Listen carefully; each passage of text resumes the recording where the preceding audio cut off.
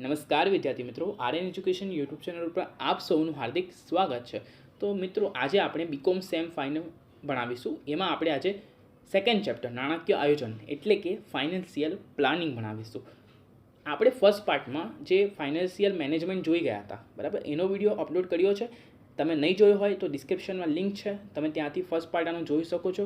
અને ફર્સ્ટ પાર્ટમાં 400-500 લોકોએ ઓલરેડી જોઈ ચૂક્યો છે, પરંતુ એમાંથી 0 સબસ્ક્રાઈબર। 400-500 લોકોએ વિડીયો જોયો પણ સબસ્ક્રાઈબ કોઈ કર્યું નથી। તો વિદ્યાર્થી મિત્રો, મારી એ જ વિનંતી છે કે તમે મારા ચેનલને સબસ્ક્રાઈબ કરો, જેથી મને આવા નવા વિડીયો બનાવવા માટે પ્રોત્સાહન મળે અને આગળ પણ હું આવા વિદ્યાર્થીઓ માટે નવા વિડીયો લાવી શકું। વિદ્યાર્થી મિત્રો, ચલો પછી આજનો વિડીયો સ્ટાર્ટ કરીએ। એ પહેલાં હું તમને કહી દઉં, તમારે કશું નથી કરવાનું, શાંતિથી બેડ પર સૂઈ જાઓ, કાનમાં ઇયરફોન લગાવી દો, મસ્ત MCQ પ્લસ કોન્સેપ્ટ તમને બંને મળશે, તમે સાંભળો અને જુઓ, બરાબર। તો તમને બધું જ આવડી જશે, તમારે બુક વાંચવાની પણ જરૂર નહીં પડે, બરાબર ને। પણ તમે એકવાર તો તમારી બુક વાંચેલી હોવી જ જોઈએ। આ તમારું આનાથી વધારે પડતું તમારું કોન્સેપ્ટ ક્લિયર થશે ને એક્ઝામમાં કઈ રીતના ક્વેશ્ચન્સ આવી શકે છે એ તમને ખબર પડશે। તો ચલો વિદ્યાર્થી મિત્રો, આજનો વિડીયો આપણે સ્ટાર્ટ કરીએ।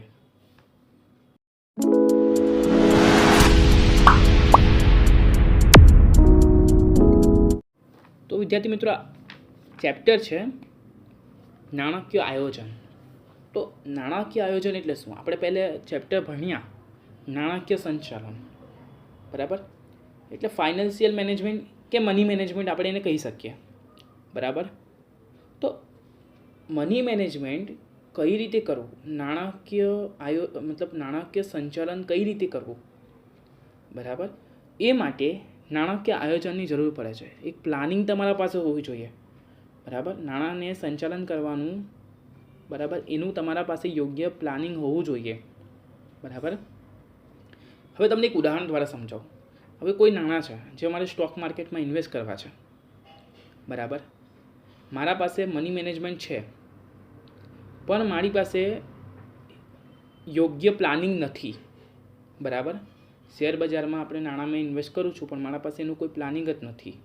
મારા પાસે મની મેનેજમેન્ટ તો છે કે ભાઈ મારે આટલા પૈસાને શેર બજારમાં ઇન્વેસ્ટ કરવા છે, પણ કયા શેરમાં ઇન્વેસ્ટ કરવા છે, કેટલા ઇન્વેસ્ટ કરવા છે, બરાબર, એનું મારા પાસે કોઈ આયોજન જ નથી, એનું મારા પાસે કંઈ પ્લાનિંગ જ નથી। સ્ટોક નીચે આવશે તો કેટલો નીચે આવશે તો મારે બજારમાંથી નીકળી જવાનું છે, બરાબર। સ્ટોપ લોસ લઈને કેટલા ભાવે મારે નીકળી જવાનું છે, આ બધું પ્લાનિંગ જ નથી। તો નાણાકીય સંચાલન તો છે તમારી પાસે, પણ નાણાકીય પ્લાનિંગ નથી ને તમારી પાસે, તો તમે કશું નહીં કરી શકો, તમારો ધંધો પણ નહીં ચાલે, બરાબર। માટે ધંધામાં નાણાકીય આયોજન એ ઘણું અગત્યનું છે, બરાબર। પહેલો ક્વેશ્ચન જોજો આપણો, નાણાકીય આયોજન સંચાલનનો પાયો છે, તો આમાં તો કંઈ વિચારવાની જરૂર જ નહીં પડે, આ વિધાન સાચું છે। તમને ખબર છે કે આપણે જ્યારે બિલ્ડિંગ બનાવે તો એનો પાયો કેટલો મજબૂત હોવો જોઈએ, જો પાયો મજબૂત હોય તો જ ઇમારત પણ મજબૂત બને। એ જ રીતે ધંધામાં આયોજન તમારું સારું હશે તો જ તમારો ધંધો પણ પ્રોફિટેબલ રહેશે, બરાબર। જો એમાં પણ નાણાકીય આયોજન તમારું સારું રહેશે તો જ તમને ધંધામાં પ્રોફિટ મળશે, પ્રોફિટ દેખાશે, બરાબર। હવે સીધી વાત આપણે કરીએ, ચલો હું તમને એક ઉદાહરણ દ્વારા સમજાવું કે ચલો તમે એક ધંધો સ્ટાર્ટ કર્યો, તમે શું શરૂ કર્યું? એક ધંધો શરૂ કર્યો, નવો ધંધો શરૂ કર્યો તમે, બરાબર। હવે જે નવો ધંધો હોય ને એ પ્રોફિટેબલ નહીં હોય, નવો ધંધો હોય ને તો લોસમાં પણ જઈ શકે, બરાબર। નવો ધંધો ક્યાં જઈ શકે? તો લોસમાં જઈ શકે, બરાબર। હવે મારી પાસે યોગ્ય નાણાંનું આયોજન છે, બરાબર, યોગ્ય પ્લાનિંગ છે, મને ખબર છે મારા પૈસાને, મારા નાણાંને આટલા જ રોકવાના છે, આનાથી વધારે રોકા નહીં, બરાબર। એ મારું એક ફાઇનાન્શિયલ પ્લાનિંગ છે, બરાબર। એના માધ્યમથી મેં મારા ખર્ચા એટલે મારી કોસ્ટ મારા ધંધામાં ઓછી કરી નાખી, બરાબર। હવે જો ધંધામાં હું કોસ્ટ ઓછું કરી દઉં, બરાબર, તો કદાચ મને ખોટ ઓછી જાય, જેટલી ખોટ મને જવી જોઈએ હતી એટલી ખોટ મને નહીં જાય, બરાબર। આ કોના માધ્યમ દ્વારા થઈ શકે? નાણાકીય આયોજન દ્વારા થઈ શકે। જો તમારી પાસે ફાઇનાન્શિયલ પ્લાનિંગ સારું છે, બરાબર, તો તમે ફ્યુચરમાં ઘણું સારું એવું પ્રોફિટેબલ બિઝનેસ કરી શકો છો. બરાબર. હવે આપણે આગળ જોઈએ. સેકન્ડ જોઈએ. સેકન્ડ છે ને એક વ્યાખ્યા છે, અને એ વ્યાખ્યા કોણે આપી છે એ આપણે જોવાનું છે. બરાબર. અને આવા વ્યાખ્યાવાળા ક્વેશ્ચન્સ પૂછાય તો તમને મેં કીધું હતું કે ભાઈ આમાં છે કે ભાઈ કોર્પોરેશન નાણાકીય આયોજનનો અર્થ તેના બાકી બહાર પાડેલ સ્ટોક, શેર અને બોન્ડ કે ડિબેન્ચરની તરહમાં એવો થાય છે. બરાબર. તો આ વ્યાખ્યા કોણે આપી? તો આ વ્યાખ્યા હોગલેન્ડે આપી છે. બરાબર. તો હવે આને યાદ રાખવું હોય તો તમારે સ્ટોક, શેર, બોન્ડ, ડિબેન્ચર આ બધું યાદ રાખી દેવાનું. આવું કંઈ આવે એટલે આપણે હોગલેન્ડ પર ટીક કરશું. સિમ્પલ છે. આવી ઘણી નાણાંની વ્યાખ્યા હોય છે, અને નાણાંની વ્યાખ્યા પણ તમે આ રીતે યાદ કરી શકો છો. બરાબર. આગળ જોઈએ હવે આપણે મિત્રો. હવે આમાં એક કોન્સેપ્ટ છે, હવે આમાં એક કે નાણાકીય આયોજનનો હેતુ. તો તમને ખબર હોવી જોઈએ કે ભાઈ નાણાકીય આયોજન એટલે કે ફાઇનાન્શિયલ પ્લાનિંગ. બરાબર. એના હેતુ શું છે, એ શા માટે કરવામાં આવે છે, એનો કોઈક વસ્તુનો કોઈક હેતુ તો હોય. બરાબર ને. હવે ચલો મારું પેટ દુખે છે. બરાબર. તો મેં દવાખાને જવા. બરાબર. તો કેમ દવાખાને જવા? કારણ કે મારું પેટ દુખે છે એટલે હું દવાખાને જવા. બરાબર. હવે મારો હેતુ શું છે એમાં? તો દવાખાને જઈને મને ડૉક્ટર દવા આપશે તો મેં સારો થઈ જવા. બરાબર. તો સારો થવાનો મારું હેતુ છે. બરાબર. હું દવાખાને જાઉં તો છું, તો એ દવાખાને હું શું કામ જાઉં છું? સારા થવા માટે હું દવાખાનેમાં જાઉં છું. એટલે કે કોઈક વસ્તુનું એક હેતુ હોય. બરાબર. એ જ રીતે નાણાકીય આયોજનનો પણ હેતુ હોય. સિમ્પલ છે ને. તો હવે નાણાકીય આયોજનનો હેતુ શું છે? ફર્સ્ટ હેતુ આપણે સમજીએ કે લાંબા ગાળાના ધ્યેય નક્કી કરવા. બરાબર. હવે ધંધામાં મેં તમને કીધું એ પ્રમાણે, બરાબર, તમને સ્ટોક માર્કેટનું પણ ઉદાહરણ આપેલું. બરાબર. કે લાંબા ગાળે તમે કોઈ સ્ટોકની તમારે હોલ્ડિંગ કરવી છે. બરાબર. કોઈ સ્ટોક છે જે તમે ખરીદ્યો અને તમે એને હોલ્ડ કરી રાખ્યો. જ્યારે એના ભાવ ઉપર જશે તો તમે એને વેચી દેશો. સિમ્પલ છે. પણ હવે તમે સમજો કે એ સ્ટોકના ભાવ નીચે જાય છે. બરાબર. હવે તમે નીચે જાય છે તો તમારે કોઈક કિંમતે તો એને કાઢી નાખવું પડશે. બરાબર. ધારો કે 100 રૂપિયાનો સ્ટોક છે ને તમે એવું નાણાકીય આયોજન કર્યું છે કે આ સ્ટોક જો 60 રૂપિયા પર જાય ને તો મેં જેટલો મને લોસ રહેશે એ લઈને હું નીકળી જવા. બરાબર. તો તમે એક લાંબા ગાળે ધ્યેય નક્કી કર્યું. બરાબર. અને એ 100 રૂપિયાનો પ્રાઇસ જો 100 રૂપિયાના 300-400 રૂપિયા થાય ને તો હું એ પ્રોફિટ લઈને નીકળી જવા. સિમ્પલ છે. બરાબર. આમાં કંઈ વધારે લોજિક પણ લગાવવાનું નથી. બરાબર. એટલે લાંબા ગાળાના ધ્યેયો નક્કી કરવા માટે નાણાકીય આયોજન ઘણું ઉપયોગી છે. એ જ રીતે ટૂંકા ગાળાના ધંધાની તરલતા વધારવા માટે પણ તે ઘણું ઉપયોગી છે. બરાબર. સ્ટેબિલિટી. બરાબર. કે ટૂંકા ગાળામાં પણ ધંધો ઇઝીલી સારી રીતે ટકી શકે. બરાબર. આજે તો કેટલું બધું આજે હરીફાઈ છે. આવા હરીફાઈના દોરમાં પણ ટૂંકા ગાળામાં પણ ધંધો નહીં નફો કે નહીં નુકસાનમાં તો કમસે કમ ટકી રહેવું જ જોઈએ. બરાબર. એ માટે પણ નાણાકીય આયોજન ઘણું ઉપયોગી છે. બરાબર. આગળ જોઈએ આપણે. આનો સેકન્ડ પોઈન્ટ છે. આનો જે સેકન્ડ પોઈન્ટ છે તે શું છે કે નાણાકીય નીતિઓ નક્કી કરવા માટે. બરાબર. તો નાણાકીય નીતિ એટલે શું? તો નાણાકીય નીતિ એટલે સમજી લો તમારો નવો ધંધો છે. હવે તમે ધંધો ચાલુ કરો છો, તમે ધંધો શરૂ કરો છો. બરાબર. તો તમને તમારી પાસે ઓછી મૂડી છે તો તમે શું કરશો? બેંકમાંથી લોન લેશો. બરાબર. કે અન્ય કોઈ સંસ્થા પાસેથી તમે લોન લેશો. બરાબર. કે નાણાંના જે કોઈ પણ પ્રાપ્તિ સ્થાન છે તમે ક્યાંથી લોન લો છો, તમે શું કરો છો, એ પૈસાને એ નાણાંને તમે ક્યાં ખર્ચ કરો છો. બરાબર. તમારી આવક ક્યાંથી આવે છે, તમારી જાવક ક્યાં જાય છે. બરાબર. તો આ બધું ક્યારે સંભવ છે? જ્યારે તમે નાણાકીય આયોજન કર્યું હોય. બરાબર. તો એ જ રીતે કે નાણાકીય નીતિઓ નક્કી કરવા માટે પણ નાણાકીય આયોજન ઘણું જરૂરી છે. બરાબર. આગળનો પોઈન્ટ હવે આપણે જોઈએ કે નાણાકીય બાબત પર કાર્યવાહી નક્કી કરવી. બરાબર. તો આગળનો પોઈન્ટ આપણે જોઈએ ને જે નાણાકીય નીતિ નક્કી કરવી. તો હવે એ જે નાણાકીય નીતિનો આપણે અમલ કરીએ ને, બરાબર, જે નાણાકીય નીતિનો આપણે અમલ કરીએ એને નાણાકીય બાબત પર કાર્યવાહી નક્કી કરેલી કહેવાય. બરાબર. નીતિ નક્કી કરી ને નીતિ પ્રમાણે આપણે કાર્ય કર્યું. બરાબર. એ પણ એક નાણાકીય આયોજનનો હેતુ છે. બરાબર. આગળ જોઈએ હવે આપણે મિત્રો. આગળનો પોઈન્ટ છે રોકડની જરૂરિયાતો અનુસાર નાણાં સતત મળી રહે તેવી જરૂરિયાત ઊભી કરવી. બરાબર. જેમ જેમ આપણને નાણાંની જરૂર પડે, જેમ જેમ રોકડની જરૂર પડે, આપણું નાણાકીય આયોજન જો સારું હોય, ક્યારેય પણ આપણને પૈસાની તકલીફ નહીં પડે. આપણે ઓછા પૈસે પણ મની મેનેજમેન્ટ આપણે કરી શકીએ. બરાબર. ઓછા પૈસે પણ આપણે મની મેનેજમેન્ટ સારું એવું કરી શકીએ. આપણે પણ નાણાકીય આયોજન શું બતાવે કે તમારે પૈસા વાપરવા ક્યાં છે, એનો યુઝ ક્યાં કરવો છે, કેટલા સમયગાળા માટે રોકાણ કરવું છે, કેટલા ખર્ચા કરવા છે, ક્યાં ખર્ચા બચાવવા છે, કેટલી આવક થવી જોઈએ, કેટલી જાવક થવી જોઈએ, આ બધું નાણાકીય આયોજનમાં બતાવે છે. અને આ પહેલાંથી જ તમારે નક્કી કરી લેવું જોઈએ. બરાબર. એ રીતે રોકડની પણ જો જરૂરિયાત હોય, એ રીતે પણ નાણાં તમને સતત મળી રહે, ક્યાંથી મળે, કઈ રીતે મળી શકે, એની પણ તમે એક અગત્યતા ઊભી કરવી પડે. એક વ્યવસ્થા તંત્ર તમારે એવું બનાવવું પડે. બરાબર. 5મો પોઈન્ટ છે આપણો, ભાવિ અનિશ્ચિતતા અને જોખમનું પ્રમાણ છે તેને ઘટાડવાનું છે. એટલે શું કહેવા માંગે છે કે સમજો કે સપોઝ તમારો ધંધો 20 વર્ષથી ચાલે છે. બરાબર. તમે 2-3 વર્ષ તો પહેલાં લોસમાં જ ગયા ધંધો, બરાબર નહીં ચાલ્યો, પણ ચોથા વર્ષથી તમારો પ્રોફિટ થવાનો સ્ટાર્ટ થઈ ગયો. ને પછી છે ને દર વર્ષે તમે નક્કી કર્યું કે આટલી રકમ છે ને હું અનામત માટે કાઢા. બરાબર. અમુક પ્રોફિટમાંથી અમુક ટકા રકમ છે ને હું અનામત માટે કાઢા, અને એ અનામતમાંથી કાઢેલી રકમને જ્યારે મારો ધંધો નહીં ચાલશે કે એવી પરિસ્થિતિ આવશે, જેમ કે હમણાં કોરોના આવી ગયું, બધાનો ધંધો ઠપ થઈ ગયો, તો એ અનામતની રકમ મને કામ લાગશે. એવું એણે નાણાકીય આયોજન કર્યું. બરાબર. એ પણ એક નાણાકીય આયોજન જ થયું ને. તો હવે શું થયું, આનો મતલબ શું થયું કે ભવિષ્યની ચિંતા કરી એનું જોખમનું પ્રમાણને ઘટાવી દીધું. બરાબર. તો આ વિધાનમાં આ કહેવા માંગે છે. બરાબર. 6થો પોઈન્ટ જોઈએ, વિશ્વાસ ઉત્પન્ન કરવા માટે. બરાબર. તો આયોજન છે ને હંમેશા છે ને પોતાના ઉપર જ વિશ્વાસ ઉત્પન્ન કરે. બરાબર. એટલે શું કહેવાય કે હવે હું એક કર્મચારી છું, હું એક બિઝનેસમાં કે કોઈ સંસ્થામાં કે કોઈ કંપનીમાં જોબ કરું છું. બરાબર. બિઝનેસ એટલે ધંધામાં. બરાબર.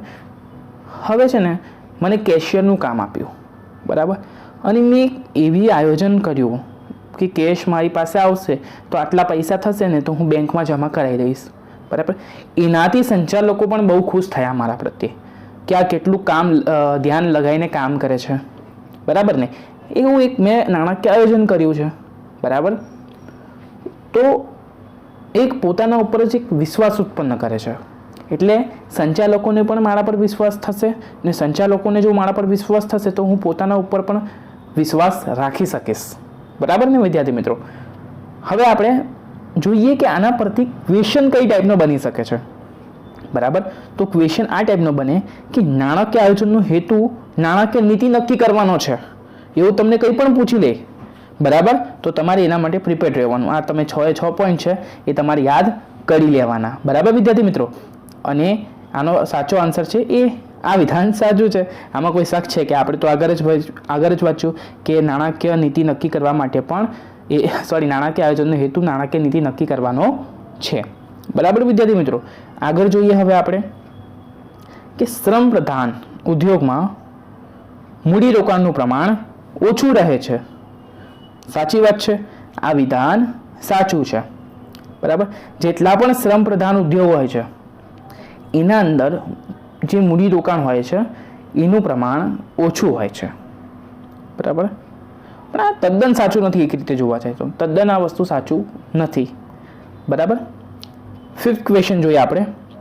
તેજીની પરિસ્થિતિ હોય ત્યારે લોકો ખાલી જગ્યા ખરીદવાનું પસંદ કરે છે. Equity share. બરાબર. જો તમને ખબર હોય તો 2006 કે 7માં શેર બજાર નીચે પડી ગયેલું. બરાબર. લોકો શેર બજારના નામથી પણ ગભરાતા હતા, ડરતા હતા કે ભાઈ હવે શું થશે. બરાબર. આ શેર બજાર તો બહુ જ ખરાબ છે, ત્યાં તો પૈસા રોકવાના જ નહીં. પણ તમે હાલની પરિસ્થિતિ જુઓ તો શેર બજાર કેટલું ઊંચું ચાલે છે. તો બધા કેટલા નવા એકાઉન્ટ, ડીમેટ એકાઉન્ટ દિલ્હી ખુલે છે શેર બજારમાં. તો લોકો શું કહે છે, ઇક્વિટી શેરમાં વધારે રોકાણ કરવાનું પસંદ કરે છે. બરાબર. આગળ જોઈએ તો મંદીની પરિસ્થિતિમાં લોકો શું ખરીદવાનું પસંદ કરે છે, તો મંદીની પરિસ્થિતિમાં લોકો ડિબેન્ચર કે બોન્ડ ખરીદવાનું પસંદ કરે છે. બરાબર વિદ્યાર્થી મિત્રો. આગળ જોઈએ હવે આપણે કે આપણે જે નાણાકીય આયોજન કરીએ છીએ તેને અસર કરતા પરિબળો આપણે ભણવાના છે કે નાણાકીય આયોજનને કેટલા પરિબળો અસર કરે છે. તો નાણાકીય આયોજનને ટોટલ 9 પરિબળો અસર કરે છે. બરાબર. હવે આ 9 પરિબળમાં કેવું છે? પહેલું છે નાણાં બજારની પરિસ્થિતિ. હવે જે વ્યક્તિ નાણાંનું આયોજન કરે છે, બરાબર, એ વ્યક્તિએ જે નાણાં બજારની જે પરિસ્થિતિ હોય એને ધ્યાનમાં રાખીને જ યોજનાઓ ઘડવાની, બરાબર. કારણ કે તેજીની પરિસ્થિતિમાં લોકો મોસ્ટ ઓફલી ઇક્વિટી શેર ખરીદવાનું પસંદ કરે, ઉદાહરણ તરીકે આપણે જોઈએ તો. અને જે મંદીની પરિસ્થિતિમાં આપણે કહ્યું એ પ્રમાણે ડિબેન્ચર અને બોન્ડ ખરીદવાનું પસંદ કરે. તો એટલે છે ને નાણાં બજારની શું પરિસ્થિતિ, હમણાં તેજી ચાલે છે કે મંદી ચાલે છે, એને ધ્યાનમાં રાખીને જ યોજના ઘડવાની અને નાણાકીય આયોજન કરવાનું, બરાબર વિદ્યાર્થી મિત્રો. હવે નેક્સ્ટ જોઈએ હવે આપણે કે અંકુશની જાળવણી, બરાબર. આમાં શું છે કે બજારની જે કંઈ પરિસ્થિતિ હોય એના મુજબ બધા જ પરિબળોને ધ્યાનમાં રાખવાનું. એટલું નાણાં બજારની પરિસ્થિતિ તેજી મંદીને ધ્યાનમાં નહીં રાખવાની, બરાબર. એના બધા જ પરિબળોને ધ્યાનમાં રાખીને એ પરિબળોનો અભ્યાસ કરીને તેના ઉપર અંકુશપૂર્વક સારી રીતે નાણાંનું આયોજન કરવાનું, બરાબર. સિમ્પલ છે. હવે છે મિલકતની પરિસ્થિતિ. થર્ડ પોઈન્ટ છે મિલકતની પરિસ્થિતિ. તો મિલકતની પરિસ્થિતિમાં શું છે ખબર? કે જ્યારે કોઈ મોટી કંપની છે એની જેટલી પણ મિલકત છે, બરાબર, એની જેટલી પણ મિલકત છે તેનું પ્રમાણ ઓછું છે. હું ચાલુ મિલકતની વાત નથી કરતો, હું કાયમી મિલકતની વાત કરું છું, બરાબર. કોઈ કંપની છે એની કાયમી મિલકતનું પ્રમાણ કેવું છે? ઓછું છે, બરાબર. એમાં શરત શું છે કે સામાન્ય રીતે છે ને મિલકતની કિંમત તેના ડિબેન્ચર કરતાં 50% જેટલી વધુ હોવી જોઈએ, બરાબર. તો જ તે કંપની પ્રેફરન્સ શેર કે ઇક્વિટી શેરને બહાર પાડી શકે, બરાબર. એટલે કે નાણાકીય આયોજન કરતી વખતે નવી કંપનીએ મિલકતની પરિસ્થિતિ પણ ધ્યાનમાં રાખવી જોઈએ, બરાબર. હવે આપણે ફોર્થ પોઈન્ટ જોઈએ, મૂડી માળખાની સમતુલા. આમાં તો મોસ્ટ ઓફ કંઈ સમજવા જેવું નથી. કંપનીનું જે મૂડી માળખું હોય, બરાબર, કંપનીની જે કેપિટલ હોય, જે મૂડી હોય, એનું માળખામાં સમતુલા જળવાઈ રહે, બરાબર. એવું પણ નહીં થાય કે કંપની બહુ ખોટમાં જતી રહે, નાણાકીય આયોજન તમારું બરાબર છે જ નહીં, બરાબર. તમારા પાસે લોસથી જે તમારું ખોટ જાય છે એના સામે તમારી પાસે લડવાની કેપેસિટી જ નથી. એવું નાણાકીય આયોજન તમારું નહીં હોવું જોઈએ. નાણાકીય આયોજન એવું હોવું જોઈએ કે તમે એ ખોટ સામે પણ તમે લડી શકો, તમે ટકી શકો, બરાબર. ધંધો ટકવો એ મેઇન છે. તો નાણાકીય આયોજનના મદદથી એ શક્ય છે. આગળ આપણે જોઈએ કે કમાણીનું પ્રમાણ. શું છે? કમાણીનું પ્રમાણ. આમાં એક ઉદાહરણ આપીએ કે કંપની છે ને કોઈ ડિબેન્ચર બહાર પાડે છે. તો ડિબેન્ચર બહાર કેમ પાડે? કારણ કે કંપનીને એમનો ધંધોને વધારવો છે, બરાબર, એક્સપેન્ડ કરવો છે એમનો ધંધો, માટે ડિબેન્ચર બહાર પાડે કે કશેથી લાંબા ગાળાની લોન લે, બરાબર. પણ ધ્યાન રાખવાનું કે એ લોનનો વ્યાજ કે તેના હપ્તાની રકમ તેના ચોખ્ખી આવકના 50%થી વધુ નહીં હોવી જોઈએ, બરાબર. કારણ કે એની લોનની રકમ મતલબ એના જે પ્રોફિટ થાય છે એ પ્રોફિટ જ બધો લોનમાં જતો રહે તો એનો ધંધો ચલાવવાનો મતલબ જ શું? કંઈ મતલબ નથી, બરાબર. તો આ જે કમાણીનું પ્રમાણ છે એ પણ લક્ષમાં રાખીને યોગ્ય નાણાકીય આયોજન કરવું જોઈએ, બરાબર. આગળ આપણે જોઈએ કે ધંધાનું સ્વરૂપ તેમજ ધંધાનું કદ, બરાબર. કે આમાં શું કહેવા માંગે છે કે તમારું ધંધાનું સ્વરૂપ કયું છે? તમારો ધંધો મોટો છે કે તમારો ધંધો નાનો છે? મોટા ધંધા એટલે સામાન્ય રીતે લોખંડ પોલાદના ધંધા, સિમેન્ટના ધંધા, રાસાયણિક ખાતરના ધંધા એ છે ને ખૂબ જ મોટા પ્રમાણમાં ચાલતા હોય છે. અને આવા મોટા પ્રમાણમાં જે ધંધાનું જે કદ હોય છે એમાં વધુ પડતું મૂડીરોકાણ કરવું પડે. તો એના માટે પણ વધુ મૂડીરોકાણ માટે પણ તમારું નાણાકીય આયોજન એ સારી રીતે હોવું જોઈએ, સારું હોવું જોઈએ, બરાબર ને. મોટા ધંધા અને નાના ધંધા હિસાબે જ તમારે નાણાકીય આયોજન કરવું જોઈએ. આ સિમ્પલ આવું કહેવા માંગે છે, બરાબર. આગળ નેક્સ્ટ છે આપણું જોખમનું પ્રમાણ. જોખમનું પ્રમાણ એટલે શું? તમે એક ડાયલોગ સાંભળો છો હમણાં 1992 સ્કેમનો એક ડાયલોગ છે, રિસ્ક હૈ તો ઇશ્ક હૈ, બરાબર. કે તમે જેટલું જોખમ વધારે લેશો એમ તમારો નફો પણ વધારે તમને મળશે, જો તમે સક્સેસ થયા તો, બરાબર. જો તમે સક્સેસ થયા અને તમારું જોખમ ઘણું મોટું છે તો એનાથી પણ વધારે તમને નફો મળી શકે છે, બરાબર, અને તમારું જોખમ ઓછું છે તો નફો તમને ઓછો મળે. એટલે જોખમ અને નફો બંને છે ને એકબીજા જોડે ગાઢ રીતે સંકળાયેલા છે. બરાબર, તો જોખમ કઈ રીતે ઉઠાવવાનો? તો યોગ્ય નાણાકીય આયોજન કરીને જ તમારે જોખમ ઉઠાવવાનું, જેટલો તમે સહન કરી શકો. જેટલી ખોટ ખાધા પછી પણ રાત્રે તમને ઊંઘ આવે. બરાબર ને? હવે આગળનો આપણે પોઈન્ટ જોઈએ, શું કહેવા માંગે છે? ભાવિ વિકાસની શક્યતા. બરાબર, કે નાણાકીય આયોજન પણ તમારું એવું હોવું જોઈએ કે ભવિષ્યમાં પણ તમને છે ને કોઈ દિવસ રોકડની કમી નહીં થાય. બરાબર, તો એ ભવિષ્યના વિકાસને ધ્યાનમાં લઈને તમારે નાણાકીય આયોજન કરવું જોઈએ. કેમ કે ભવિષ્યનો વિકાસ, એમ તો આપણે ભવિષ્યની ધારણા કરી નહીં શકીએ, ભવિષ્યમાં કંઈ પણ થઈ શકે, પણ આપણે આપણા નાણાકીય આયોજન પર વિશ્વાસ રાખવાનો. બરાબર ને? 9મો પોઈન્ટ જોઈએ કે નાણાંની પ્રાપ્તિના સાધનોમાં વિવિધતા. નાણાંની પ્રાપ્તિ તો તમે ઘણી બધી જગ્યાથી તમે કરી શકો. ધંધો ચાલુ કરવા માટે શેર બહાર પાડી શકો, લોન લઈ શકો. બરાબર, ઘણો બધો રસ્તો છે. પણ નાણાંની પ્રાપ્તિ તમારે એ જ રીતે કરવી કે એનો વ્યાજ તમને ઓછો ચૂકવવો પડે. સીધી સી વાત છે. તો નાણાકીય આયોજન પણ તમારું આમાં ઘણું ઉપયોગી બની શકે છે. બરાબર, તો આ જેટલા પણ પોઈન્ટ છે એના અંદર નાણાકીય આયોજનને એ અસર કરે છે, અને અસર કરતા પરિબળ છે. જેમ કે વ્યાજ છે, વ્યાજ વધારે આવશે તો નાણાકીય આયોજન મુજબ આપણું જે સ્ટ્રક્ચર છે એ નહીં ચાલશે. બરાબર, આપણું નાણાકીય આયોજન ખોળવાઈ જશે. બરાબર, વધુ વ્યાજ આપણે બેંક લોનમાં આપણે જો ચૂકવવું પડે તો. બરાબર, આગળ જોઈએ હવે આપણે મિત્રો શું ભણવાનું છે તે કે નાણાકીય આયોજનની પ્રક્રિયા ભણવાની છે. બરાબર, ટોટલ નાણાકીય આયોજનની કેટલી પ્રક્રિયા છે? નાણાકીય આયોજનની મુખ્ય 6 પ્રક્રિયા છે. બરાબર, એના અંદર પ્રથમ પ્રક્રિયા શું છે કે ભાઈ ધ્યેય નક્કી કરવો. બરાબર, કે તમને ખબર છે કે કોઈ પણ પ્રક્રિયાની શરૂઆતમાં, કોઈ પણ પ્રક્રિયા, બરાબર, એની શરૂઆતમાં આપણે પોતાનો ધ્યેય નક્કી હોવો જોઈએ. હવે તમે ગવર્મેન્ટ એક્ઝામની તમે જો પ્રિપેરેશન કરતા હોય, બરાબર, તો તમે ગવર્મેન્ટ એક્ઝામની પ્રિપેરેશન કેમ કરો છો? કારણ કે તમને ગવર્મેન્ટ એક્ઝામ ક્રેક કરવી છે. બરાબર, પહેલાં તો તમારા બંને આંખ સામે તમને ધ્યેય, એક ગોલ તમને દેખાવો જોઈએ, તમારે જે અચીવ કરવાનો છે. તો જે તમને ગોલ દેખાય છે એ અચીવ કરવા માટે તમારે શું કરવું પડે? તો આયોજન કરવું પડે. બરાબર, તો ધ્યેય નક્કી કરવાનો પ્રથમ તબક્કો છે નાણાકીય આયોજન, કાં તો નાણાકીય આયોજનનો પ્રથમ તબક્કો છે ધ્યેય નક્કી કરવા. તમે આ બંને એકબીજાને જોડી શકો છો. બરાબર, સેકન્ડ પોઈન્ટ હવે આપણે જોઈએ પ્રશ્નોની પૂર્વ વિચારણા. પ્રશ્નોની પૂર્વ વિચારણા.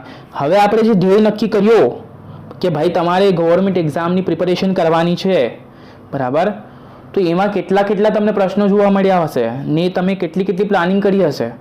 પણ પ્લાનિંગ કર્યા પહેલાં પણ તમારે પ્રશ્નોનો વિચાર કરવો પડે. બરાબર, કઈ બુક વાંચવી, બરાબર, કઈ બુકને પસંદગી કરવી, આ બધા જ ક્વેશ્ચન્સ અંદર સમાવેશ કરવામાં આવે છે. બરાબર, તો આ જેટલા પણ પ્રશ્નો હોય છે જે નાણાકીય આયોજનમાં આવે છે, કેમ કે જો હવે એ બુક તમારે પરચેસ કરવી હોય તો એમાં પણ તો તમારે પૈસા આપવા પડે, એમાં પણ તો તમને નાણાકીય આયોજન જરૂરી છે. બુક કેટલી મોંઘી આવે, બરાબર, કારણ કે તમે જો સરકારી એક્ઝામની પ્રિપેરેશન કરતા હો તો તમારે કેટલી બુક લેવી પડે? અલગ અલગ ઇતિહાસ લેવી પડે, ભૂગોળ લેવી પડે, વિજ્ઞાન લેવી પડે, રિઝનિંગ, ગણિત, બરાબર, બધી બુકો તમારે વાંચવી પડે. બરાબર, તો એના માટેની જે મની મેનેજમેન્ટની પ્રક્રિયા છે, નાણાકીય આયોજનની જે પ્રક્રિયા છે, એવા પ્રક્રિયામાં સેકન્ડ પોઈન્ટ છે પ્રશ્નો જે ઊભા થયા છે એમની એકવાર વિચારણા કરો અને એ ઉકેલના દિશામાં આગળ વધો. બરાબર, પ્રશ્નોની વિચારણા કરીને એનો ઉકેલ લાવવાનો પ્રયાસ કરો. આગળનો પોઈન્ટ જોઈએ મિત્રો હવે આપણે કે મૂડી ભંડોળની જરૂરિયાતનો અંદાજ મેળવવો. બરાબર, તમને એ કીધું પ્રમાણે તમે ગવર્મેન્ટ એક્ઝામની પ્રિપેરેશન કરો છો, તમને ખબર પડી ગઈ કે આટલાની બુક છે, બરાબર, આટલા પ્રશ્નો છે મારા સામે, તો બુક લેવા માટે નાણાંનું તો મેનેજમેન્ટ કરવું પડે. નાણાં ક્યાંથી આવશે? બરાબર, તો એ મૂડી ભંડોળ જેટલો તમને જોઈએ છે એ મૂડી ભંડોળની જરૂરિયાતનો અંદાજ મેળવવાનો. બરાબર, કેટલા પૈસાની જરૂર છે એ પૈસાનો શું કરવાનો? તમારે અંદાજ મેળવવાનો. બરાબર, આગળ શું કરવાનું પછી?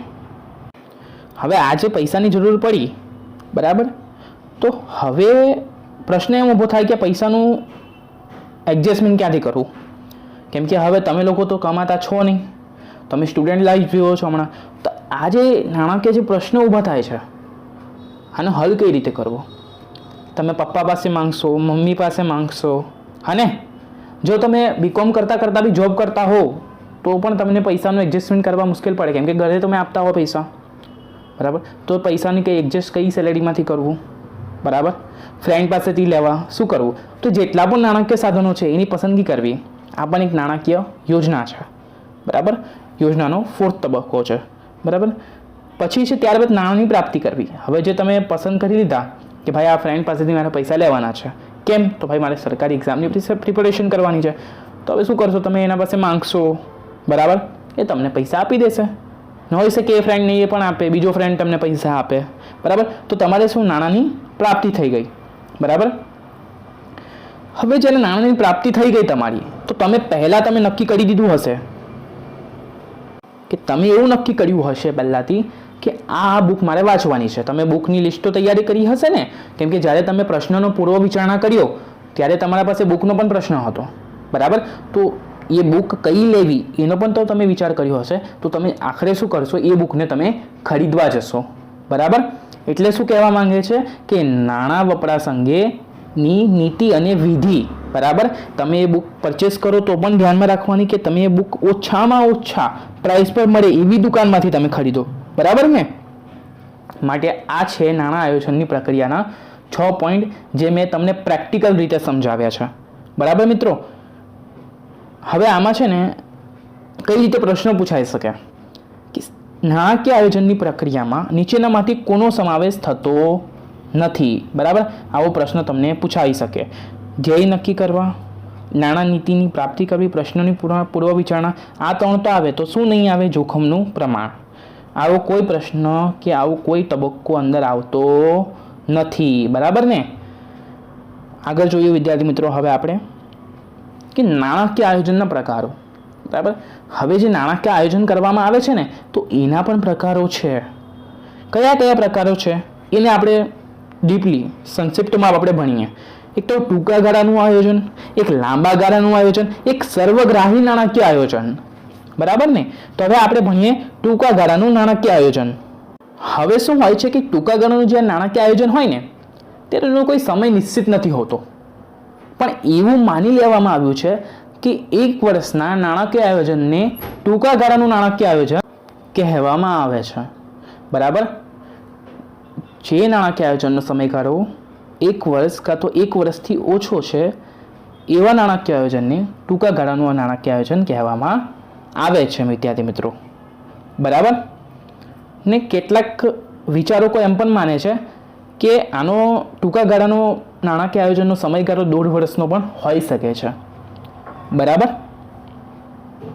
હવે જે કંઈ કંપની છે, બરાબર, એ જે ટૂંકા ગાળાની મૂડી હોય છે એની ટૂંકા ગાળાના દેવા, ટૂંકા ગાળાની મિલકત, બરાબર, એનું જે કંઈ પણ એ નાણાકીય આયોજન ઘડે છે એને ટૂંકા ગાળાનું નાણાકીય આયોજન કહેવામાં આવે છે, બરાબર વિદ્યાર્થી મિત્રો? ધારો કે કોઈ એક મિલ છે કે કોઈ એક ઉદ્યોગ છે, બરાબર? કાપડનો એક ઉદ્યોગ છે, બરાબર? તો એને કોઈ ઓર્ડર આવ્યો, એ બનાવે શું છે? એ બનાવે છે ડ્રેસ મટીરિયલ, બરાબર? એ ડ્રેસ મટીરિયલ બનાવે છે, ડ્રેસ મટીરિયલના જે કાપડ હોય છે એ બનાવે છે. પણ એમને એમ થયું કે ભાઈ ઓઢણી બનાવવાનો ઓર્ડર આવ્યો, બરાબર? ગર્લ્સની ઓઢણી આવે ને એ બનાવવાનો ઓર્ડર આવ્યો, બરાબર? પણ એ લોકો પાસે કાચો માલ નથી, તો એ લોકો કાચો માલ ક્યાંથી લાવશે? કેટલા પૈસાનો આવશે? એના અંદર શું શું વપરાશે?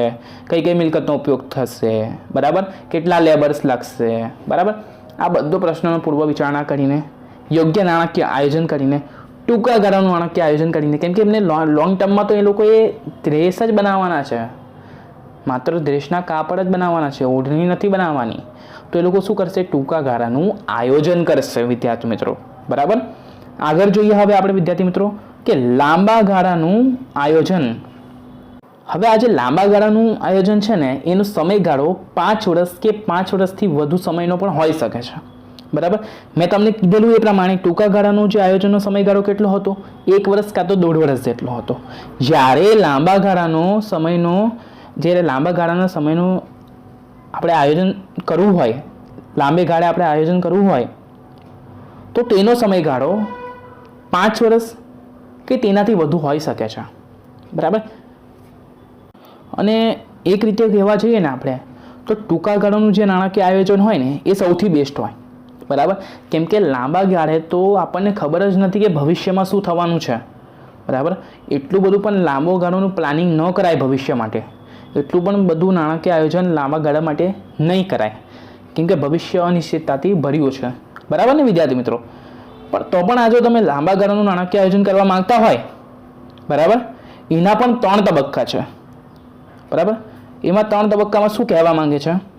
સાહસ શરૂ કરવું, સેકન્ડ કાર્યવંત રાખવું, થર્ડ ભાવિ વિકાસ સાધવા અંગે મૂડી વિષયક જે કંઈ જરૂરિયાતો હોય છે તેના અંદાજ કાઢવા અને મૂડી માળખા તેમજ મિલકત માળખાનો વિચાર કરવો.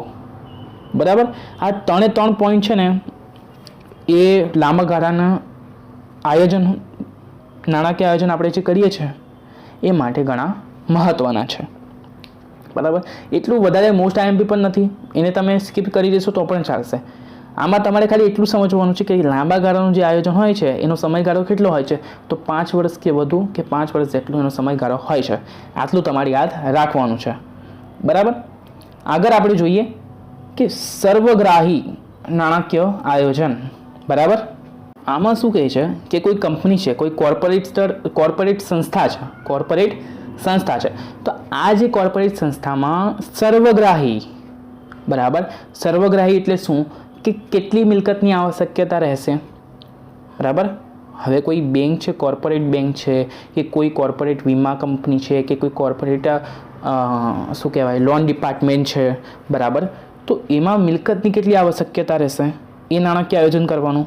બરાબર, નાણાકીય ભંડોળો ઊભા કરવાની જરૂર ક્યારે ઊભી થશે, કયા સંજોગોમાં નાણાકીય ભંડોળ ઊભા કરવાની જરૂરિયાત ઊભી થશે એ જોવાનું.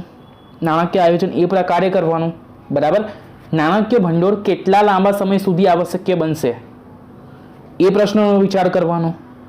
ને 4th છે મિલકતો ખરીદવા માટે આવશ્યક ભંડોળની જે પ્રાપ્તિ સ્થાનો હોય તે કયા હોય. બરાબર, ક્યાંથી રોકડા મળે એનો પણ વિચાર કરવાનો. તો આ 4 પોઈન્ટ છે જે તમારે યાદ રાખવા પડશે વિદ્યાર્થી મિત્રો. બરાબર, હવે આમાંથી MCQ કયા ટાઈપના બને છે તો મેં તમને પહેલાં જ કીધેલું લાંબા ગાળાવાળું કે લાંબા ગાળાના આયોજનનો સમયગાળો કેટલો હોય છે, તો 5 વર્ષ કે તેથી વધુ હોય છે. ટૂંકા ગાળાનો કેટલો હોય છે, 1 વર્ષ કે 1.5 વર્ષ જેટલો હોય છે. બરાબર, આગળ જોઈએ વિદ્યાર્થી મિત્રો આપણે કે નાણાકીય આયોજનના માર્ગદર્શક સિદ્ધાંતો અથવા તેમના લક્ષણો. વિદ્યાર્થી મિત્રો, હવે કોઈ પણ યોજના હોય એ યોજનામાં અમુક સિદ્ધાંતો હોય. બરાબર, એના લક્ષણો હોય. બરાબર, એ શું છે તો આપણે પહેલો જોઈએ લક્ષણ એનું, નાણાકીય આયોજનનું લક્ષણ જોઈએ ધ્યેયને અનુરૂપ. શું કહેવાય? ધ્યેયને અનુરૂપ. કોઈ પણ ધંધો હોય, કોઈ પણ યોજના બનાવે, એ નાણાકીય યોજના હોય કે કોઈ પણ યોજના હોય, તો એનો ઉદ્દેશ શું હોય છે? ધ્યેયની સિદ્ધિનો જ એનો ઉદ્દેશ હોય છે. બરાબર, એટલે ધ્યેયને અનુરૂપ કાર્ય કરવું જોઈએ. બરાબર, સેકન્ડ પોઈન્ટ હવે આપણે જોઈએ કે સાધનોનો સઘન ઉપયોગ. એટલે શું કે નાણાકીય આયોજન એ રીતે થવું જોઈએ કે જેથી પ્રાપ્ત જે નાણાકીય સાધનો હોય એનો આપણે શ્રેષ્ઠ ઉપયોગ કરી શકીએ. જ્યાંથી પણ નાણાં આપણને મળે છે, જ્યાંથી પણ નાણાં ઊભા થાય છે, બરાબર, જ્યાંથી આપણે લોન લઈએ છીએ એ જે નાણાં આપણી પાસે આપે છે એ નાણાંનો આપણે શ્રેષ્ઠ ઉપયોગ કરી શકીએ. બરાબર વિદ્યાર્થી મિત્રો, આગળ જોઈએ આપણે હવે પરિવર્તનશીલતા એટલે શું કે મેં તમને કીધું એ પ્રમાણે કે ભવિષ્યનું આપણે યોજના નહીં કરી શકીએ. બરાબર, મેં તમને ત્યારે પણ કીધેલું કે જે લાંબા ગાળાનું નાણાકીય આયોજન હોય ને એ મોસ્ટ ઓફ શક્ય છે જ નહીં, કારણ કે લાંબે ગાળે ઘણી બધી પરિસ્થિતિ હોય છે, ટેકનોલોજીકલ હોય છે, ઘણી બધી પરિસ્થિતિમાં ચેન્જીસ આવતા હોય છે. હમણાં જે આપણે નાણાકીય યોજના બનાવીએ છીએ એ હોઈ શકે ત્યાં જઈને કામ નહીં લાગે. બરાબર, એ કંપની માટે ઉપયોગી નહીં રહે. માટે દરેક પ્રકારના આયોજનમાં પરિવર્તનશીલ આવશ્યક છે. બરાબર, કે જે બદલાતી જતી જે કોઈ ધંધાની પરિસ્થિતિ હોય છે ને એને અનુરૂપ નાણાકીય યોજનામાં ફેરફાર થઈ શકે છે. એવી વ્યવસ્થા આપણે પહેલેથી કરવી જોઈએ. બરાબર ને વિદ્યાર્થી મિત્રો? આગળ જોઈએ હવે આપણે તરલતા અને પ્રવાહિકતા. હવે તરલતા અને પ્રવાહિકતા એટલે શું? બરાબર, કે હંમેશા યાદ રાખવાનું કે કોઈ પણ ધંધો હોય, કોઈ પણ નાણાકીય આયોજન હોય, એમાં પ્રવાહિકતા કે તરલતા એ બંનેનું પ્રમાણ છે ને જાળવી રાખવાનું. તો કેમ કે તમે કોઈ પણ ધંધો કરો છો, ધંધો ગમે એટલો સદ્ધર હોય, ગમે એટલો સક્સેસફુલ હોય, પરંતુ એમાં રોકડની તમને જરૂર પડે અને એવા સમયે એ રોકડ ક્યાંથી મળશે, એ પૈસા ક્યાંથી મળશે, એ નાણાં ક્યાંથી મળશે, એવો વિચાર તમે પહેલાંથી કર્યો ના હોય, તમે પહેલાંથી એવો અભિમાનમાં રહેલા હોય કે મારો ધંધો તો આટલો સદ્ધર છે, આટલો સક્સેસફુલ છે, મારા ધંધાને શું થવાનું, બરાબર? એટલે તમે વિચાર નહીં કર્યો હોય તેવા સમયમાં તમે જોખમમાં મુકાઈ શકો છો. એ માટે નાણાકીય આયોજનમાં પહેલાંથી જ એવા પ્રશ્નોનો વિચાર કરવામાં આવે છે, બરાબર? એના લીધે તમારી પ્રતિષ્ઠા પણ જોખમાશે, બરાબર? અને હોઈ શકે કે તમે તમારો ધંધો વેચવો પડે કે તમારો ધંધો તમારે બંધ કરવો પડે. એટલે આવા ક્વેશ્ચન્સનો પહેલાંથી જ વિચાર કરવામાં આવે છે, એટલે જ તો નાણાકીય આયોજન તૈયાર કરવામાં આવે છે, બરાબર ને વિદ્યાર્થી મિત્રો? એનાથી ઉલટું શું કે ધંધામાં વધારે પડતી રોકડની વ્યવસ્થા હશે કે રોકડે આવે છે, પેલો ભાઈ આવે છે, આવો ભાઈ મારા ધંધામાં રોકડા રાખી જા, બીજો ભાઈ આવે છે, આવી જા, મેં અહીંયાથી લોન લીધી, ત્યાંથી લોન લીધી, ફેલેની દીકની બધીથી લોન લઈ લીધી મેં, મારો ધંધો તો બહુ સક્સેસફુલ છે, બહુ ઉપર છે મારો ધંધો. પણ ગમે એટલો તમારો ધંધો ઉપર કેમ નહીં હોય, ગમે એટલો સક્સેસ કેમ નહીં હોય, પણ વધારે પડતા તમારા પાસે પૈસા આવે ને તો તમે બિનજરૂરી ખર્ચ ચાલુ કરી દો, બરાબર? એ બિનજરૂરી ખર્ચ થાય તો શું થાય? કોસ્ટિંગ વધે, ધંધાકીય કોસ્ટિંગ પણ વધે, ધંધામાં પણ બિનજરૂરી ખર્ચા થતા હોય છે. વિદ્યાર્થી મિત્રો ધ્યાનથી સાંભળજો. તો આવા બિનજરૂરી ખર્ચા વધે, કોસ્ટ વધે તો નફો ઘટે, બરાબર ને? માટે હંમેશા તરલતા અને કે પ્રામાણિકતામાં એક સમતુલા જાળવી રાખવી જોઈએ, બરાબર વિદ્યાર્થી મિત્રો? ફિફ્થ છે આકસ્મિક સંજોગો માટે જોગવાઈ. એ આપણે ભણી ગયા એ જ છે વિદ્યાર્થી મિત્રો કે જ્યારે આપણે નાણાકીય આયોજન કરીએ છીએ ત્યારે આપણે ભવિષ્યના કોઈ પણ મુશ્કેલી આવે પૈસાની, બરાબર? કોઈ પણ નાણાકીય જરૂરિયાત ઊભી થાય, બરાબર? તો એની પહોંચી વળવાની એ નાણાકીય આપણને જે મુશ્કેલી આપણા ધંધામાં પડે છે એ મુશ્કેલી સામે આપણે ટકી રહેવા માટે આપણા નાણાં ક્યાંથી આવશે, બરાબર? એનો વિચાર કરવો જોઈએ ને એ પરિસ્થિતિને ધ્યાનમાં રાખીને આપણે નાણાકીય યોજના ઘડવી જોઈએ વિદ્યાર્થી મિત્રો, બરાબર? કે કોઈ પણ આકસ્મિક સંજોગો આવી જાય યાર, જેમ કે હમણાં કોરોના આવી ગયું હતું, લોકોના ધંધા બંધ પડી ગયા હતા, બરાબર ને? એવા પરિસ્થિતિમાં ટકી રહેવા માટે નાણાકીય આયોજન બહુ જ ઇમ્પોર્ટન્ટ છે. સમજી ગયા? છઠ્ઠો પોઈન્ટ હવે આપણે જોઈએ કે આયોજનમાં દીર્ઘદ્રષ્ટિ, બરાબર?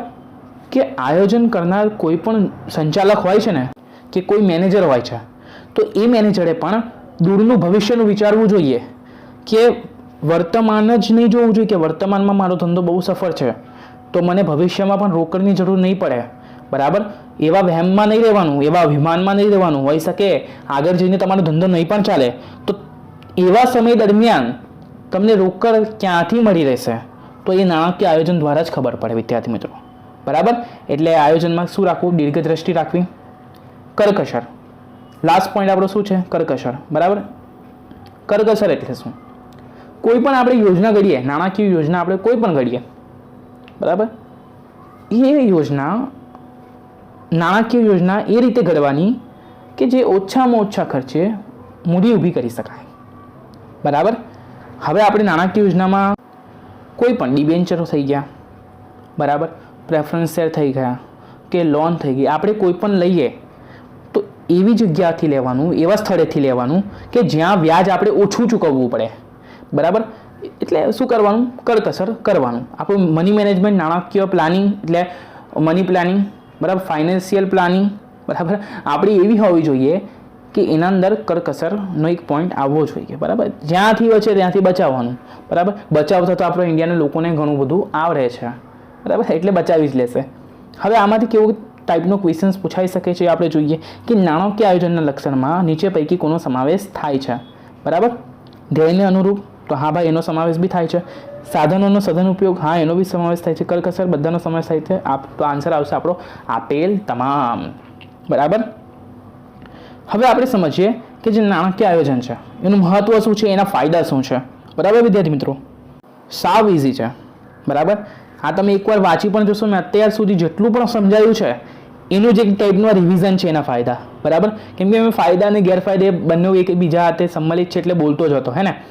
તો હવે આપણે જોઈએ એના ફાયદા શું છે કે નાણાકીય આયોજન વ્યય તેમજ શક્તિનો બગાડ અટકાવે છે. અત્યારે આપણે જોયું કરકસરવાળો પોઈન્ટ, બરાબર ને, વ્યય કે સમય શક્તિનો જે બગાડ હોય છે તે અટકાવે છે, બરાબર. સેકન્ડ પોઈન્ટ શું કહે છે કે નાણાં આયોજન પરથી આદર્શ મૂડી માળખાની રચના સરળ બને છે, બરાબર. એક એવું મૂડી માળખું આપણે બનાવી શકીએ છીએ, એવું વ્યવસ્થા તંત્ર આપણે ગોઠવી શકીએ છીએ કે જ્યાં ઘડી આપણને નબળી પરિસ્થિતિમાં પૈસાની ઘણી પ્રોબ્લેમ હોય એવી નબળી પરિસ્થિતિમાં પણ આપણે ઉપર આવી શકીએ, બરાબર. આપણો ધંધો બંધ ન થઈ જાય.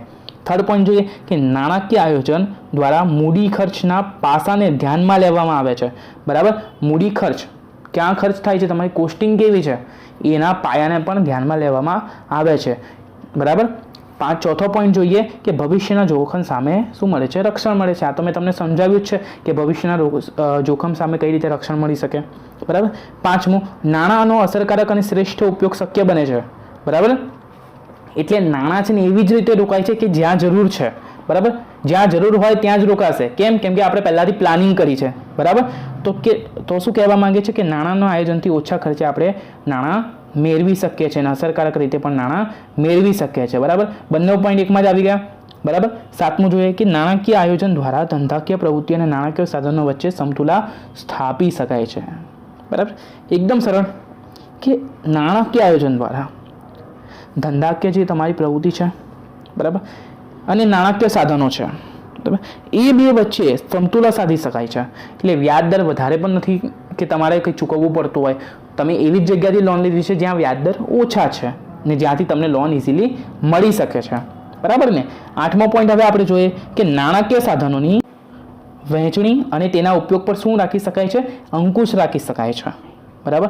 નાણાકીય સાધનોની તમે કઈ રીતે વહેંચણી કરો છો અને તેનો કઈ રીતે ઉપયોગ કરો છો, બરાબર, તેના પર શું રાખી શકાય છે, અંકુશ રાખી શકાય છે. સીધી સી વાત છે, ક્યાં રોકાણ કરવું એ ખબર પડે, સિમ્પલ, બરાબર. નવમો પોઈન્ટ શું કહે છે કે સંચાલનની સપાટીએ અંકુશ રાખી શકાય છે. સંચાલકની દરેક સપાટી પર આપણે અંકુશ રાખી શકીએ છીએ, બરાબર. 10મો પોઈન્ટ શું છે કે નાણાકીય આયોજન કરવાથી ધનની જરૂરિયાતો જાણી શકાય છે. શું છે, ધનની છે ને, હા, બરાબર. નાણાકીય આયોજન કરવાથી શું જાણી શકાય છે, ધનની જરૂરિયાત જાણી શકાય છે, બરાબર. 10 પોઈન્ટ છે એટલા મહત્વના નથી પણ તો પણ એકવાર વાંચી જવાના અને યાદ રાખવાના, બરાબર વિદ્યાર્થી મિત્રો. આગળ જોઈએ હવે આપણે વિદ્યાર્થી મિત્રો કે નાણાકીય આયોજનની મર્યાદા. જે કંઈ ફાયદા હોય તો એના સામે મર્યાદિત તો હોય ને, બરાબર. કોઈ પણ વસ્તુના ફાયદા હોય તો એની મર્યાદા પણ હોય છે, બરાબર. તો એમાં પહેલી મર્યાદા શું છે કે આયોજનનો પાયો અનિશ્ચિત છે, બરાબર. તો એના અંદર મેં તમને કીધું પ્રમાણે કે ભવિષ્યનું અનુમાન લગાવવામાં આવે છે. તો કોઈ દિવસ એવું નહીં થાય કેમ કે ભવિષ્ય અનિશ્ચિત છે, આપણે જોયું નથી, ભવિષ્યમાં કંઈ પણ થઈ શકે છે. તો ભવિષ્યનું અનુમાન લગાવીને તમે નાણાં નહીં રોકી શકો કે નાણાં રોકી તો શકાય, સોરી, પણ ભવિષ્યનો અંદાજો લગાવીને તમે નાણાંનું આયોજન નહીં કરી શકો, બરાબર વિદ્યાર્થી મિત્રો. સેકન્ડ પોઈન્ટ છે તેમાં જે બાહ્ય પરિબળ હોય છે એની અચોક્કસતા, બરાબર. દાખલા તરીકે સરકારી નીતિ, બરાબર, કરવેરા નીતિ, રાજકીય પરિસ્થિતિ જેવા પરિબળો હોય છે તે ધંધાના સંચાલકોના કોઈના કાબૂમાં નથી. તો નાણાકીય આયોજન ભાવિ અનિશ્ચિતતા સામે પણ રક્ષણ આપે છે, પરંતુ એ અનિશ્ચિતતાઓને આપણે દૂર કરી શકતા નથી કેમ કે આ આપણા હાથમાં નથી, બરાબર. આગળ જોઈએ હવે આપણે આયોજન સંચાલનમાં જડતા લાવે છે. હવે શું છે કે આપણે આયોજન કરીએ તો દરેક કાર્યની સંપૂર્ણ વિગતો આપણે અગાઉથી જ નક્કી કરી દઈએ ધંધામાં. તો એનાથી શું થાય, જે કર્મચારી હોય છે એનો ઉત્સાહ છે એને દબાઈ જાય છે, એટલો એ ઉત્સાહિત રહેતો નથી. આ પણ એક એની મર્યાદા છે. ફોર્થ પોઈન્ટ જોઈએ કે સંચાલકો અને કર્મચારીઓના જડ વલણ, બરાબર. સંચાલકો અને કર્મચારીના જડ વલણ કે આ લોકોના જડ વલણને કારણે આયોજનમાં જરૂરી જે કંઈ ફેરફાર આપણે જે કરવા હોય તે થઈ ન શકે, બરાબર. કેમ કે ભવિષ્ય આપણે જોયું નથી, ભવિષ્ય પ્રમાણે પણ આપણે આયોજનમાં ફેરફાર કરવું પડે, બરાબર.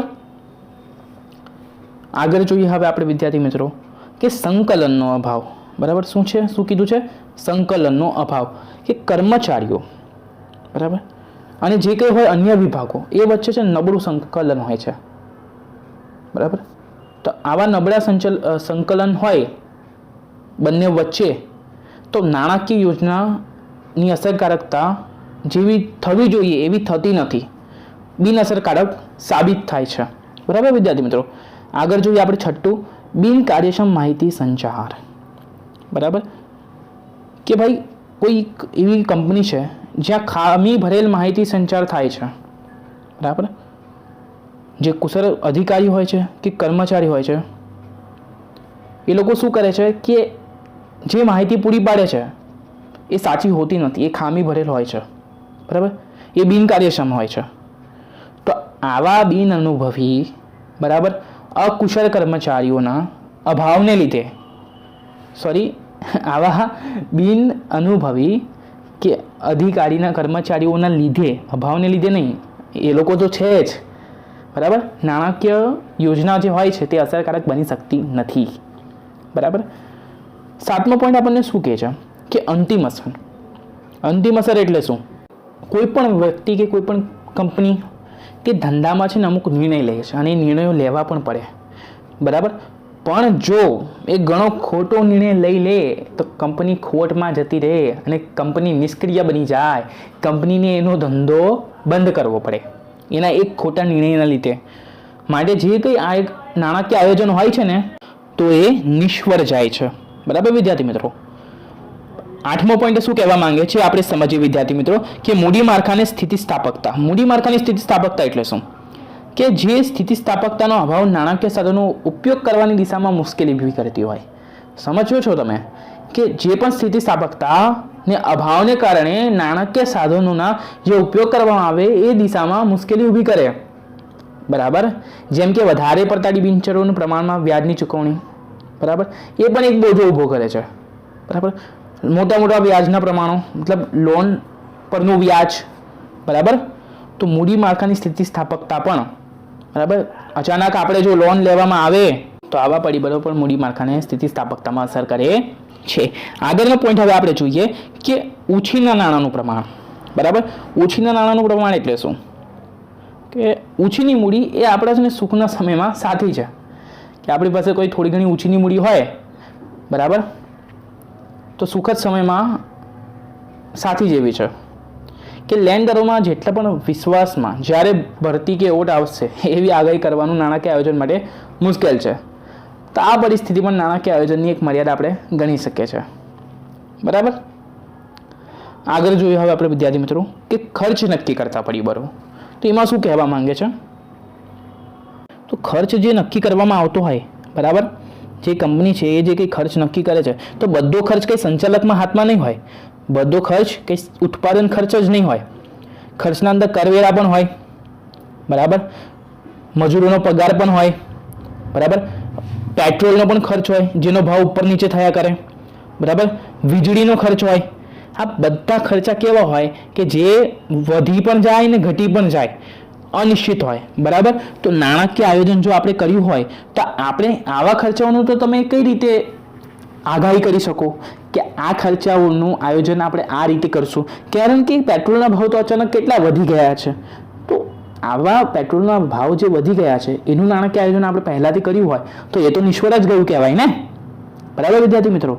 તો આઈ હોપ તમને છે ને બધા મારો કોન્સેપ્ટ ક્લિયર થઈ ગયા હશે સેકન્ડ ચેપ્ટરના, અમને તમને સમજ પડી ગઈ હશે કે નાણાકીય આયોજન છે શું, બરાબર ને વિદ્યાર્થી મિત્રો. તો આના પરથી કોઈ પણ MCQ હવે બને તો તમે સોલ્વ કરી શકો છો એવું હું માનું છું, બરાબર વિદ્યાર્થી મિત્રો. તો તમને મારી મહેનત ગમી હોય, બરાબર, મારું ડેડિકેશન ગમ્યું હોય, ભણાવવાની ટ્રીક ગમી હોય તો તમે મારા ચેનલને સબસ્ક્રાઇબ કરી દો. અહીંયા સુધી તમે વિડીયો જોયો છે તો આઈ હોપ તમે સબસ્ક્રાઇબ કરીને જ જોશો, બરાબર. મળીએ પછી નેક્સ્ટ વિડીયોમાં, નેક્સ્ટ પાર્ટમાં, થર્ડ ચેપ્ટરમાં. ધન્યવાદ.